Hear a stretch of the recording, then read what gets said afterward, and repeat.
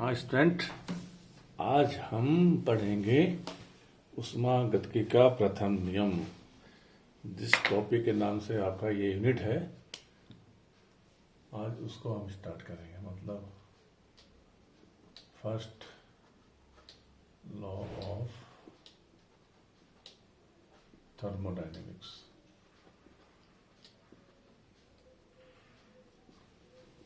ऊष्मागतिकी का प्रथम नियम क्या होता है? ऊष्मागतिकी का प्रथम नियम ऊर्जा संरक्षण का नियम कहलाता है। हीट कंजर्वेशन आपने पहले भी सुना होगा। इसका मतलब यह है कि ऊर्जा को न तो उत्पन्न किया जा सकता है, ना ही नष्ट किया जा सकता है। उसको एक रूप से दूसरे रूप में रूपांतरित किया जा सकता है। और दूसरे शब्दों में हम कह सकते हैं कि ब्रह्मांड की कुल ऊर्जा स्थिर होती है। किस प्रकार से हम व्यक्त कर सकते हैं इसको? ब्रह्मांड की कुल ऊर्जा स्थिर रहती है। यह हमारा ऊष्मागतिकी का प्रथम नियम। अब इसका गणितीय रूप क्या होता है? Mathematical form. गणितीय रूप में ऊष्मागतिकी के प्रथम नियम को हम किस प्रकार व्यक्त करेंगे? ठीक है। इसके लिए माना कि साम्य अवस्था में एक गैसीय तंत्र की अवस्था ए है। ठीक है, कोई भी तंत्र मान लीजिए कि इस अवस्था पर है, ए अवस्था पर।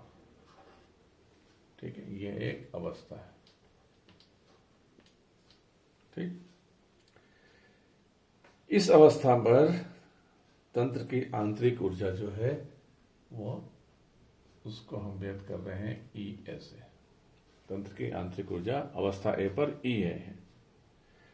अब यदि इस तंत्र को हम क्यू ऊष्मा प्रदान करें, इस सिस्टम को हम यदि क्यू ऊष्मा दें, तब तंत्र अवस्था ए से अवस्था बी पर चला जाएगा। ठीक है, ऊष्मा पाकर अवस्था ए से अवस्था बी पर चला जाता है। और माना कि इस स्थिति में तंत्र की आंतरिक ऊर्जा है ई बी। अवस्था ए पर ई है, अवस्था बी पर ई बी। इस दी गई ऊष्मा का कुछ भाग गैसीय तंत्र के प्रसार के दौरान उसके द्वारा पारिपार्श्विक पर कार्य करने में व्यय होता है। ठीक है, पारिपार्श्विक मतलब सराउंडिंग्स। तो ये जो हम ऊष्मा दे रहे हैं तंत्र को, इसका कुछ पार्ट क्या हो रहा है? जब गैस प्रसारित हो रही है, जब गैस प्रसारित हो रही है, तो उस समय इस ऊष्मा का कुछ भाग पारिपार्श्विक पर कार्य करने में खर्च होता है। सराउंडिंग्स तंत्र द्वारा सराउंडिंग पर कार्य करने में खर्च हो जाता है। ठीक है, तथा शेष भाग तंत्र की आंतरिक ऊर्जा में वृद्धि करने के काम आएगा। ठीक, तो कुछ भाग तो क्या हो रहा है? जब गैस प्रसारित हो रही है तो गैस तंत्र द्वारा सराउंडिंग पर किए गए कार्य में खर्च हो गया, और जो पार्ट इसका, जो अंश इसका बच गया है, वो क्या करेगा? गैस की आंतरिक ऊर्जा में वृद्धि करने के काम आएगा। तो आंतरिक ऊर्जा में वृद्धि को हम क्या करते हैं? डेल ई से व्यक्त करते हैं। और डेल ई क्या होता है? अंतिम अवस्था माइनस प्रारंभिक अवस्था, अर्थात ई भी हमारा अंतिम अवस्था है और ई है हमारा प्रारंभिक अवस्था। तो आंतरिक ऊर्जा में वृद्धि इस प्रकार से दिया जाएगा। यदि तंत्र द्वारा सराउंडिंग पर किया गया कार्य, उसको अभी हम कार्य को W से व्यक्त करें, तब ऊष्मागतिकी के प्रथम नियमानुसार तंत्र द्वारा अवशोषित ऊष्मा तंत्र द्वारा अवशोषित ऊष्मा या तंत्र को दी गई ऊष्मा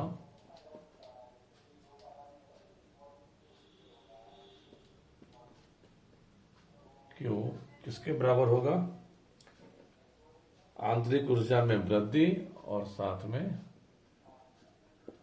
आंतरिक ऊर्जा में वृद्धि करने के काम आता है, और दूसरा गैस के प्रसारित होने के दौरान तंत्र द्वारा सराउंडिंग पर किया गया कार्य। इसको हम ये भी लिख सकते हैं कि तंत्र द्वारा किया गया कार्य।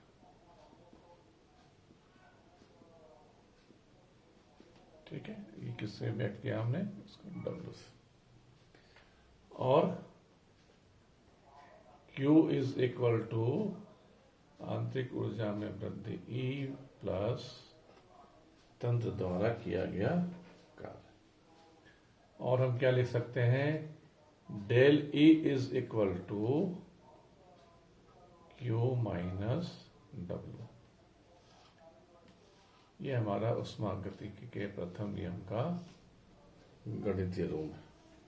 ठीक है, ये भी मैथमेटिकल फॉर्म है, इसको हम इस प्रकार से लिख सकते हैं, ये भी मैथमेटिकल फॉर्म है फर्स्ट लॉ का। ठीक है, कोई दिक्कत नहीं आनी चाहिए यहाँ पर। अब चूंकि यहां पर E कैपिटल E है, यहां पे ये क्या होता है? अवस्था फलन होता है, स्टेट ऑफ फंक्शंस।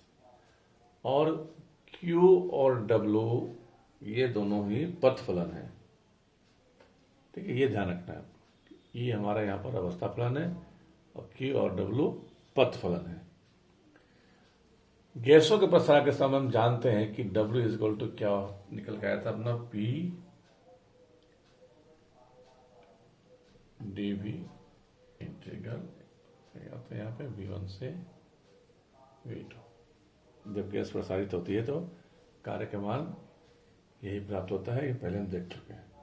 अगर हम यह मान रख दें तो हम लिख सकते हैं del E is equal to Q minus V1 से V2 P dV। ठीक है, तो ये भी एक रूप हो गया आपका फर्स्ट नियम। यदि तंत्र में अनंत सूक्ष्म परिवर्तन हो तो अनंत सूक्ष्म परिवर्तन के लिए हम डेल की जगह पे क्या लिख देते हैं? DE। तो DE इज इक्वल टू, ये भी क्या हो जाएगा? DQ, अनंत सूक्ष्म परिवर्तन की स्थिति में, और W को हम यहां लिख देंगे फिर DW। ठीक, तो ये जो इक्वेशन हो जाएगा ये प्रथम नियम का अवकल होगा। प्रथम नियम का अवकल रूप, डिफरेंशियल फॉर्म। ठीक है, चलो ये तो हो गया। अब हम देखते हैं कि प्रथम नियमानुसार अलग अलग स्थितियों में क्या क्या होता है। जैसे कि पहला लेते हैं हम कि एक विलगित तंत्र में ऊर्जा परिवर्तन। क्या ले रहे हैं हम? एक विलगित तंत्र, आइसोलेटेड सिस्टम। ठीक है, इसको हम बोलते हैं आइसोलेटेड सिस्टम। अगर हम आइसोलेटेड सिस्टम लेते हैं तो उस समय ऊर्जा परिवर्तन क्या होगा? अब हम जानते हैं कि आइसोलेटेड सिस्टम का मतलब क्या हो गया कि ऊष्मा का आदान प्रदान पॉसिबल नहीं है। मतलब ये स्थिति हो गई आपकी रुद्धोष्म परिस्थिति वाली स्थिति। जब रुद्धोष्म परिस्थिति होती है तो हम जानते हैं कि वहां पर Q इक्वल टू 0 होता है, ऊष्मा का आदान प्रदान संभव नहीं होता है। तो प्रथम नियमानुसार अगर हम इस इक्वेशन को देखें तो डेल E जो है वो किसके बराबर हो जाएगा? माइनस W, या इसको हम लिख सकते हैं कि del E is plus W is equal to 0। तो विलगित तंत्र के लिए प्रथम नियमानुसार समीकरण हमें इस प्रकार से प्राप्त हो जाएगा। इससे हम बोल सकते हैं कि तंत्र के द्वारा कार्य करने पर तंत्र की आंतरिक ऊर्जा में वृद्धि होती है। तंत्र के द्वारा कार्य करने पर तंत्र की आंतरिक ऊर्जा में वृद्धि होती है। ठीक। सेकेंड ले हम, अगर प्रकृति जो प्रक्रम है हमारा वो चक्रीय हो तो क्या होगा? अगर चक्रीय प्रक्रम हो तो ऐसी स्थिति में ऊर्जा परिवर्तन क्या होगा?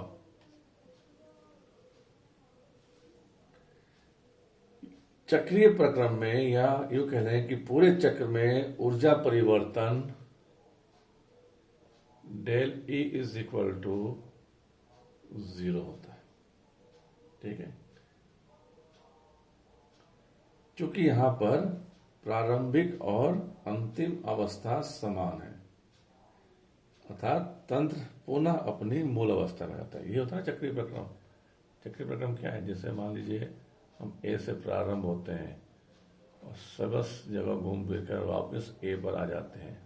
कैसे भी हो सकता है, जैसे ए से स्टार्ट किया, यहाँ गए, यहाँ से आ गए, यहाँ आ गए, यहाँ आ गए, यहाँ आ गए, यहाँ आ गए, यहाँ आ गए, यहाँ आ गए, और फाइनली वापस ए पर आ जाते हैं। तो इसको बोलेंगे हम चक्रीय प्रक्रम, मूल अवस्था में पुनः आना। ठीक है, तो ऐसी स्थिति में डेल ई इक्वल टू 0 होता है।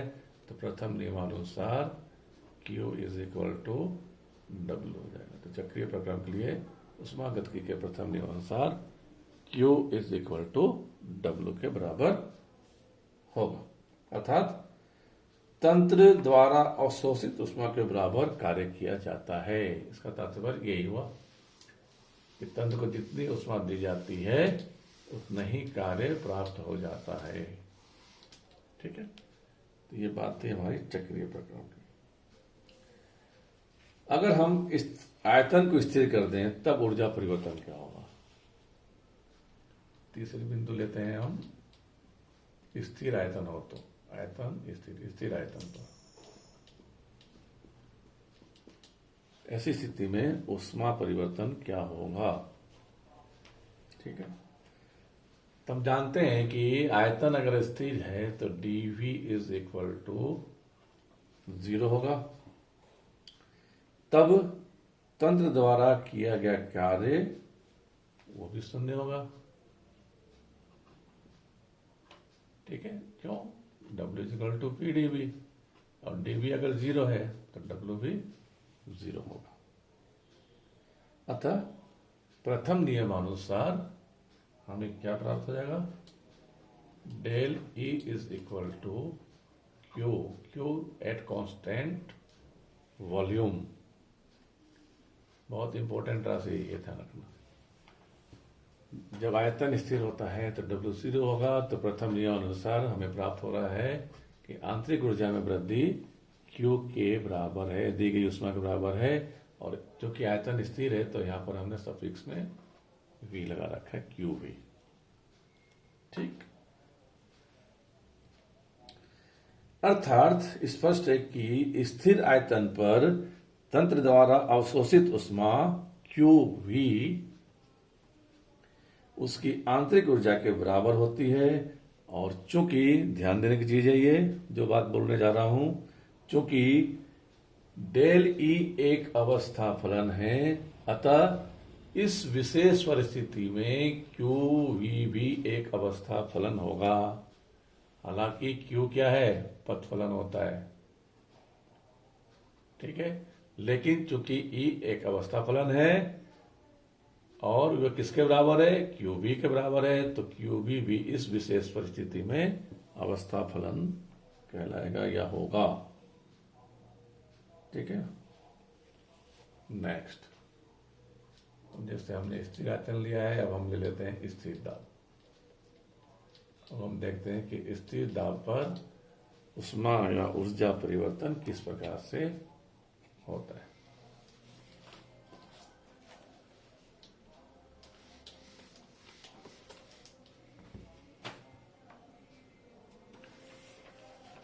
दाब अगर हम स्थिर रख देते हैं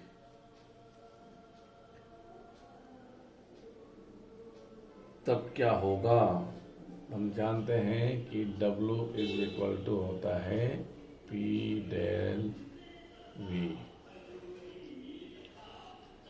या हमने ये भी देखा अभी, W is equal to P D V, V1 से V2, और ये समाकलन का रिजल्ट होता है ये। दाब स्थिर है तो क्या हो जाएगा, दाब बाहर आ जाएगा, ये होगा, इसका समाकलन करते समय ये प्राप्त होता है। ठीक है, ये चीज ध्यान रखना कि जितने भी प्रक्रम होते हैं या समस्त प्रक्रम सामान्यतः स्थिर दाब पर ही होते हैं। जैसे हम खुले अपने प्रयोगशाला में जो भी एक्सपेरिमेंट करते हैं वो खुले वायुमंडलीय दाब के अंदर करते हैं, तो जो वो वायु दाब होता है वो स्थिर कहलाता है, मतलब सब अर्थ एक समान ही होता है तो स्थिर दाब कहलाएगा। तो समस्त प्रक्रम स्थिर दाब पर ही होता है, इसलिए स्थिर दाब पर ऊष्मा परिवर्तन अधिक महत्वपूर्ण होता है।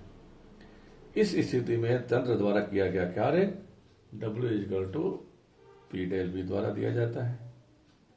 अब माना कि प्रारंभिक अवस्था में आंतरिक ऊर्जा E1 और आयतन V1, आंतरिक ऊर्जा E1 और आयतन V1 है। इस तंत्र को स्थिर दाब पर ऊष्मा दे रहे हैं यहां पर, तो यहां पर हम सफिक्स में क्या लिखेंगे, QP। ठीक है, जैसे यहां पर मिल गया था QV स्थिर आयतन पर। तो प्रारंभिक अवस्था में जब तंत्र की आंतरिक ऊर्जा E1 है, आयतन उसका V1 है, QP ऊष्मा दी जाती है, तो क्या होगा, ऊष्मा दी जाती है तो अवस्था परिवर्तन होगा, और अवस्था परिवर्तन होने के पश्चात अब माना कि आंतरिक ऊर्जा हो गई E2 और आयतन हो गया V2। ठीक है, ये प्रारंभिक अवस्था और ये अंतिम अवस्था। अंतिम अवस्था कैसे प्राप्त हुई, जब हमने सिस्टम को QP ऊष्मा दिया। QP ऊष्मा कब दिया है, जब दाब स्थिर है। ठीक, तब W is equal to P del V का मतलब V2 माइनस V1 से, यही होता है। ठीक, ऊष्मागतिकी के प्रथम नियम से del E is equal to E का अंतिम मान माइनस E का प्रारंभिक मान इज इक्वल टू दी गई ऊष्मा QP माइनस कार्य क्या है हमारा P V2 माइनस V1। ठीक है, इसी समीकरण से पुनः QP माइनस PV2 माइनस और माइनस प्लस PV1। अब ये 2 वाले टर्म्स को हम अपने लेफ्ट हैंड साइड ले जाएं और इसको आप 1 वाले टर्म्स को राइट हैंड साइड ले जाएं, तो हमें क्या मिलेगा, E2 plus PV2 is equal to QP minus E1 plus PV1। ठीक है, सॉरी यहां पे आएगा प्लस, और E2 plus PV2 minus E1 plus PV1 is equal to QP। यहां QP दो पदों का अंतर है, ये पहला पद और ये दूसरा पद। यहां QP दो पदों का अंतर है जो अंतिम व प्रारंभिक अवस्थाओं में एक नई ऊष्मागतिक राशि देता है, जिसे पूर्ण ऊष्मा या एंथैल्पी कहते हैं। ठीक है, तो ये जो नई राशि दी गई है इसको क्या बोल रहे हैं हम, पूर्ण ऊष्मा या एक नई ऊष्मागतिक राशि एंथैल्पी।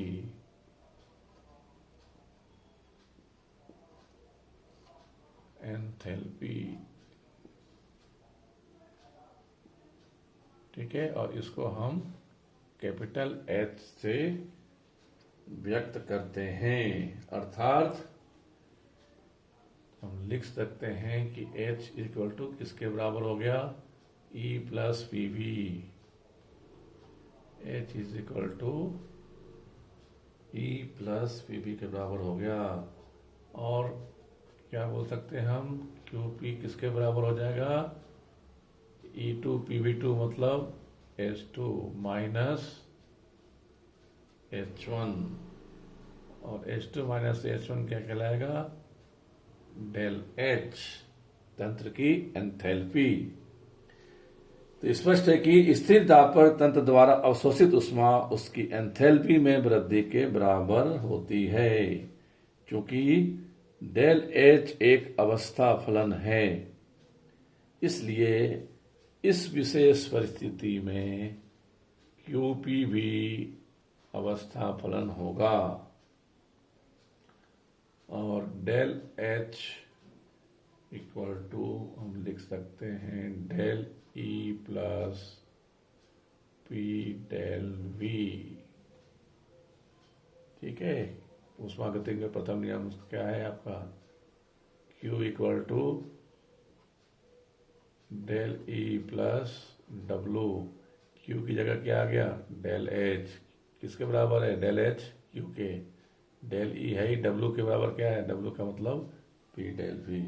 तो यहाँ पर हमें मालूम होगा कि एंथैल्पी जो है, एंथैल्पी में परिवर्तन डेल H इक्वल टू आंतरिक ऊर्जा में परिवर्तन प्लस दाब आयतन कार्य। ठीक है, हम लिख सकते हैं कि किसी तंत्र की एंथैल्पी परिवर्तन उसकी आंतरिक ऊर्जा में वृद्धि तथा दाब आयतन कार्य के योग के बराबर होता है। ठीक है, तो आज इतना ही, धन्यवाद।